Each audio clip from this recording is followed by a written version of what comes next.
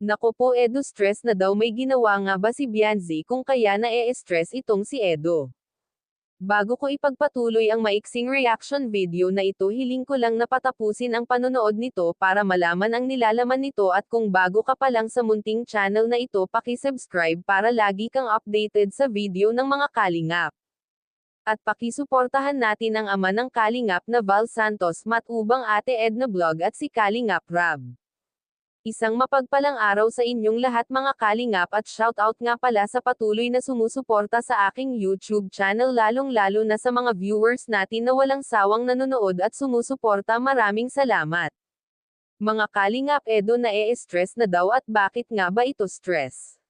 Dito nga ay nasabi ni Edo na kung minsan ay napapagod na rin ito sa kanyang ginagawa, dahil alam naman natin na bukod sa pagiging love team nila ni Bianzi, ito rin ay nag-charity vlogger. Kaya sobra talaga ang pagod na kanyang nararanasan. Lalo na pag naiisip nito na sa kabila ng kanyang paghihirap ay may mga basher na hindi ito tumitigil sa paninira. Kahit nga raw ay may alalay na siya, ay napapagod pa rin siya dahil hindi pa nito masyado kabisado ang kanilang ginagawa. Sinabi pa nga ni Edo na mahirap pala talaga pag sikat ka na, dahil minsan ay hindi ka na makapag-relax. Actually, nasa panahon pa lang ng pag-angat si Edo sa ngayon.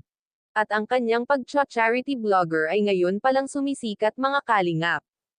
Kaya pag nagkataon na biglang bumaba ang channel ni Edo, ay dito niya mararamdaman ang pleasure nito sa kanya, at dito niya mararamdaman ang hirap na ginagawa ni Kalingap Rab, at hindi ito biro.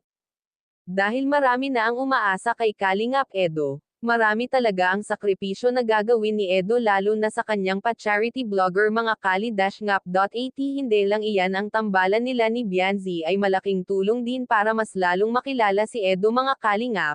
Hanggang dito na lang ang update ko mga kalingap, maraming salamat at God bless.